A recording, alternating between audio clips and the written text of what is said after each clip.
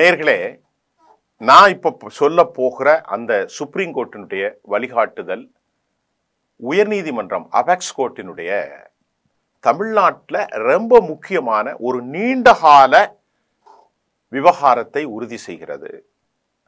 அது ஆங்கில நாளிதழ்களில், குறிப்பாக Times of India, Indian Express, News Minutes, India Today போன்ற செய்திகளில் வந்தது.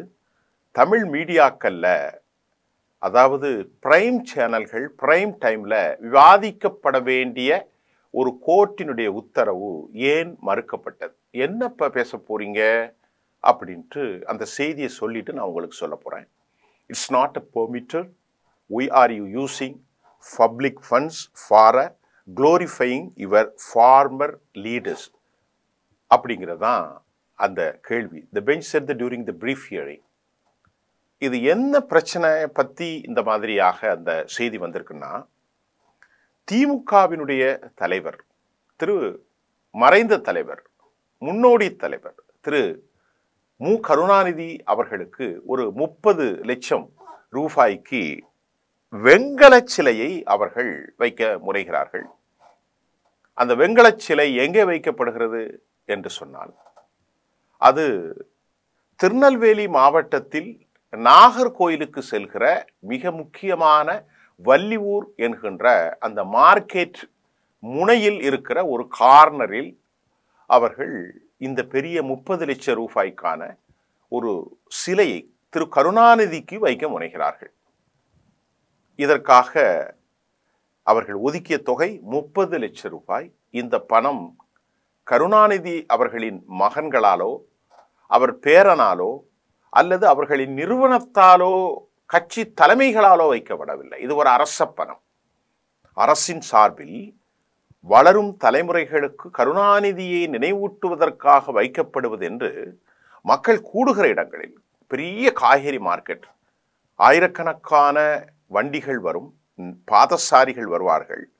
ஆனாலும் அதையெல்லாம் மறைத்து ஒரு தலைவனின் சித்தாந்தத்தை, ஒரு தலைவனின் புகழை அங்கே வைக்கக்கூடிய நோக்கம் என்ன? The senior advocate P Wilson அந்த செய்தியில் வர்றதை நான் உங்களுக்கு தரேன். அப்பியரிங் ஃபார் த ஸ்டேட், அவர் தான் எல்லா விஷயத்துக்கும் உச்சநீதிமன்றத்துக்கு போவார்.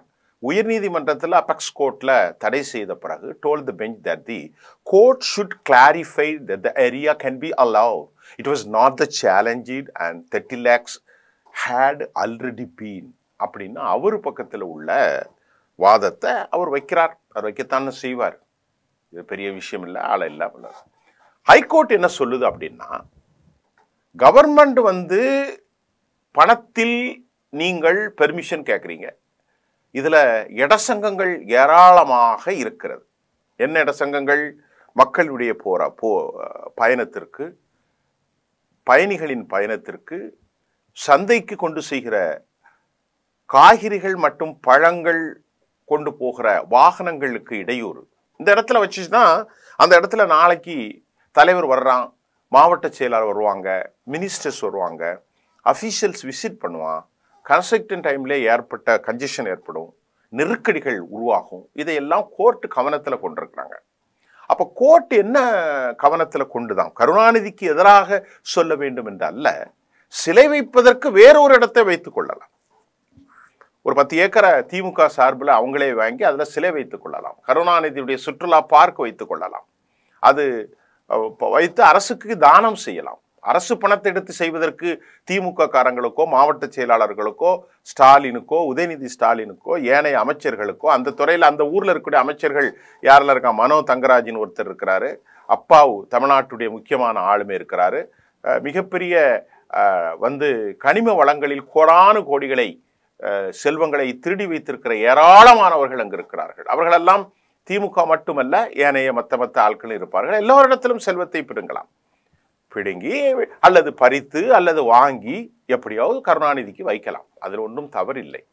ஒவ்வொரு கட்சியும் அவர்கள் தலைவர்களின் மீது வைக்கலாம். எல்லா அரசியல்வாதிகளையும் தான் சொல்லுகிறேன், நான் திமுகவை மட்டும் சொல்ல விரும்பவில்லை. எல்லா அரசியல் கட்சிகளும் அப்படித்தான், எல்லாருமே இப்படித்தான் அவங்க பதவியில இருக்கின்ற போது செய்கிறது. ஆகவே தான் கோர்ட் சொல்லுகிறது, இந்த permission to the install status in public place and had status information of the leader's part that would be of the much benefit to the youth of this country.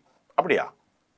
As they can learn about their ideas and ideology. இதெல்லாம் திமுக வைக்கக்கூடிய அந்த வாதம். இந்த தலைவருடைய சித்தாந்தம், தலைவருடைய கொள்கை, தலைவருடைய வழிகாட்டுதல், இந்த லீடர்ஸ் பார்க் இதெல்லாம் வச்சு வைக்கிறாங்க. இன்ஸ்டால் தியேட்டர்ஸ் இன் பப்ளிக் பிளேஸ்ல வைக்கிறதுக்கு திமுக தனது வாதத்தை வைக்கின்றது. இங்க தான் கொடுக்க மாட்டேன்னு சொல்லிட்டாங்க தமிழ்நாட்டில். ஆனா திமுக இந்த லீடர்ஸ் பார்க்ல கவர்மெண்ட் என்னென்ன எப்படி ஃபண்ட் ஒதுக்குனாங்க, இதன் மூலம் என்னங்கிற வாதத்தை orders granting the permission to install stage in public place. அதே நேரம் அபெக்ஸ் கோர்ட் டிஸ்மிஸ் பண்ணிட்டாங்க இந்த play, upholding an earlier ordered of the Madras High Court which had denied the permission for the installation in public place. இதெல்லாம் இங்க நடந்துச்சு. Apex court பண்ணி Madras court வந்தப்பறம் இவங்க என்ன செய்றாங்க, இதை தூக்கிட்டு சுப்ரீம் கோர்ட்டுக்கு போயிட்டாங்க. சுப்ரீம் கோர்ட்ல போய் நியாயம் கேட்கறாங்க. Supreme Court to be confirm. இதெல்லாம் நடந்துச்சு. இன்னைக்கு டைம்ஸ் ஆஃப் இந்தியால வந்த செய்தி. இதுல ஹைகோர்ட் என்ன சொன்னாங்கன்னா, இந்த இன்ஸ்டாலேஷன் மூலமாக ஒரு பெரிய டிராபிக் கன்ஜெஷன், அது மட்டும் இல்லாம மக்களுக்கு ரொம்ப இன்கன்வீனியன்ஸ் இன் த பப்ளிக், அது மட்டும் இல்லாம ஒரு முக்கியமான ஆர்டரை சொன்னாங்க. கோர்ட் என்ன சொன்னாங்க, the rights of the citizen, அந்த வேர்டிக்ட் நான் அப்படியே வாசிக்கிறேன். The right of the citizen under the constitution are to be protected. மக்களுடைய ஒவ்வொரு உரிமைகளையும் நாங்கள் இந்திய அரசியலமைப்பு சட்டத்தின்படி the constitution are to be protected. Constitution authority தானே நீதிமன்றங்கள். when the Supreme Court has barred such a permission, அதனால தடை செஞ்சிட்டாங்க. சுப்ரீம் கோர்ட் என்ன சொல்லிட்டாங்க, apex court Madras high court சொன்னது, court has barred such a permission, the state cannot issue the order granting them, it had stated. ரொம்ப அழகா சொல்லிட்டாங்க. அதெல்லாம் கொடுக்க முடியாதுயா அப்படின்னு சொல்லிட்டாங்க. இதுக்கப்புறம் என்ன செய்ய போறாங்க தமிழ்நாடு திமுக அரசு? பப்ளிக் ஸ்பேஸ்ல அவங்க அழகா சொல்றாங்க, இந்த developments comes amidst the ongoing debates on the use of public space and the taxpayer money for memorial dedicated to the political figures என்ற வார்த்தை அங்கே சொல்லப்படுகிறது. அதாவது மக்கள் பணம் மக்களுக்கானது, மக்கள் பணம் மக்களுக்கானது. சாலைகள் அமைப்பதற்கு, குடிநீர் வசதிகளுக்காக, அரசினுடைய நலப்பணிகளுக்காக, திட்டங்களுக்காக, கல்விகளுக்காக, மருத்துவதற்காக, ஏழை எளியவர்களின் வாழ்வியலுக்காக, அனாதைகளுக்காக, யோசிப்பவர்களுக்காக, இல்லாதவர்களுக்காக, முதியோர்களுக்காக இதுதான் செய்ய வேண்டும். எல்லா அரசுக்கான செய்தி தான் இது. இது திமுகவுக்கு எதிரான செய்தி மட்டுமல்ல. பாஜக செய்கிற வேலையும், திமுக செய்கிற வேலையும், அதிமுக செய்த வேலையும், இந்தியாவில் இருக்கிற எல்லார் செய்கிற வேலைக்கும் இதுதான். மக்கள் பணத்தை மக்கள் தான் செலவிட வேண்டும். அது எந்த தலைவனா இருந்தாலும் இருந்துட்டு போறான். பட்டேலுக்கு 3000 கோடி செலவு பண்ணது இதுதான் கதி. பண்ணக்கூடாது. ஒரு சிலை வைப்பதனால நீ என்ன செய்ய போறா? இன்னைக்கு திருநெல்வேலி போன்ற வட இந்திய தென் தமிழ்நாட்டில் சாதி கலவரம். ஒவ்வொரு சாதிக்கும் ஒரு தலைவன். சிவகங்கையில ஒரு சாதிக்கு ஒரு தலைவன், தஞ்சையிலே ஒரு தலைவன், மதுரையிலே ஒரு தலைவன், கன்னியாகுமரியில் ஒன்று, நாகர்கோவில் ஒன்று, திருநெல்வேலியில் ஒன்று, நெல்லையிலிருந்து வடதமிழ்நாட்டில் மேற்கு தலைவர். எதற்கு சாதி? எதற்கு சிலை? ஒரு அடையாளப்படுத்துறதுக்கு ஒரு சிலை வச்சுக்கோ, ஒரு நம்பிக்கை. பொதுவாக நான் சிலை எனக்கு ஆகாத ஒரு பொருள். நான் எப்போதும் எந்த தலைவர்களுடைய சிலையும் நான் ஒரு கன்சிடரே பண்ண போறதில்லை. ஸோ அந்த சிலையை வைத்து வணங்க வேண்டும் என்றால் உன் இடத்துல வச்சுக்கோ, உன் இடத்துல வச்சுக்க. இப்ப ஒவ்வொரு தலைவர்களுக்கும் அந்த கல்லூரியில் வைப்பார்கள். அப்படி வைத்துக் கொள்ளுங்கள். திமுகவுடைய தலைமை கழகத்தில் வைத்துக் கொள்ளுங்கள்.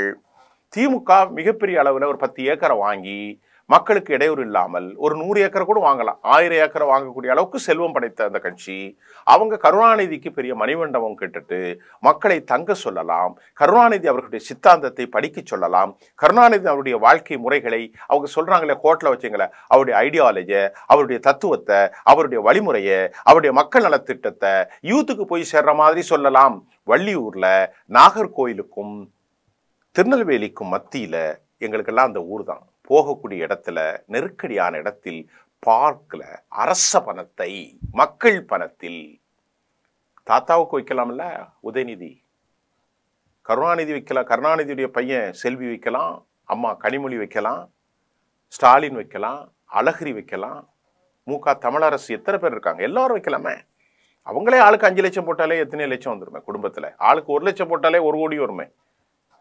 1 கோடிக்கு இதோட நல்லா செய்யலாமே, அரச பணத்துல செய்யறா. இது ஒரு பெரும் அசிங்கம், இது ஒரு பெரும் அவமானம். இதை சொல்வதில் எனக்கு ஒன்றும் அவமானம் இல்லை. 89 கோடியில சென்னை மெரினாவில் வைக்கிறதுக்கு முயற்சி பண்ணீங்க. இதெல்லாம் என்ன நியாயம் சார்? இதெல்லாம் என்ன அநியாயம்? இன்றைக்கு கன்சிராம் அவர்களுடைய தலைமையில ஒரு பெரிய எழுச்சிமிக்க தலைவியாக வந்த அம்மா மாயாவதி 2000 கோடிக்கு யானையை கொண்டு வச்சாங்க. உங்க வீட்டு பணம் இல்லை. அவர் தலித் தலைவர்னா அவர் சொல்றதெல்லாம் நியாயம் நாம பேச முடியாது. இன்றைக்கு அரசியலில் மௌனியாகி போனார், ஊமையாகி போனார். ஏன்? ஒரு தத்துவார்த்த தலைவியாக உருவாக்கி இன்றும் தொடர்ந்து அடுக்கப்படுகிற வால்மீகி சமூகத்திற்கு, மகா தலித்துகளுக்கு பேசக்கூடிய அற்புதமான தலைவி பாரதிய ஜனதாவின் நெருக்கடிக்கு உள்ளாக்கி மௌனியமாகி போனார், ஊமையாகி போனார். வாயிருந்தும் பேசாமல், கண்ணிருந்தும் பார்க்காமல், காதிருந்தும் கேட்காத இந்த உலக வாழ்க்கையில அசிங்கப்பட்டு போனார். இதுதான் திமுகவுக்கு வரப்போதா? பொது பணத்தை காவு கொள்ளாதீங்க, பொது பணத்தை ஒருபோதும் காவு கொள்ளாதீர்கள். நாம் இந்த ஐடியாலஜி மக்களுக்கு சொல்றதுக்கு உங்களுக்கு உரிமை இருக்கு, எல்லா கட்சி தலைவர்களுக்கு உரிமை இருக்கு. அதை மக்களுக்கு இடையூறு வரக்கூடாது. பொதுமக்கள் கூடுகிற இடங்கள், பொதுமக்களுடைய சந்தைகள், காய்கறி மார்க்கெட்டுகள், அதுதான் கோர்ட் அழகா சொல்லியிருக்கேன். நீங்க இங்கிருந்து போய் சுப்ரீம் கோர்ட்ல போய் அவமானப்பட்டிருக்காரு வில்சன், ரொம்ப கேவலப்பட்டிருக்கிறாங்க. இது ரொம்ப அசிங்கம், ரொம்ப அவமானம். மறுபடியும் சொல்கிறேன், திமுகவுக்கு எதிராக மட்டுமல்ல, அனைத்து பேருக்கும் இது ஒரு பாடம். Lesson to get. இதுல இருந்து நீங்க பாடம் படித்துக் கொள்ளுங்கள். எவ்வளவு நேரம் வந்திருக்கு? இதிலிருந்து நீங்கள் பாடம் கற்றுக்கொள்ளுங்கள், படித்துக் கொள்ளுங்கள். தயவு செய்து காலம் மாறி போகிறது, விழிப்புணர்வு வந்து கொண்டே இருக்கிறது. மிகச்சிறப்பான தீர்ப்பு. நான் வழிமொழிகிறேன், பாராட்டுகிறேன், ஏற்றுக்கொள்கிறேன். மக்கள் பணம் மக்களுக்குத்தான், ஒருபோதும் காவு கொள்ளக்கூடாது. நீங்க சொந்தமா சம்பாதிச்ச பணத்தை உங்க அப்பாவுக்கோ உங்க தலைவருக்கோ வைத்துக் கொள்ளுங்கள். மக்களின் பணத்தை காவு கொள்வதற்கு மாபெரும் பாவம், மாபெரும் அநியாயம். மக்களுக்கு கொடுத்த அந்த மேனிஃபெஸ்டோக்கு செய்கிற துரோகம், இந்திய கான்ஸ்டிடியூஷனுக்கு எதிராக இறையாண்மை சாவரின் ஓத் சத்தியம் செய்கிறீர்களே, அதற்கு இணையானது, அதற்கு இணையானது, இது எதிரானது, அசிங்கமானது. நன்றி, மீண்டும் சந்திப்போம்.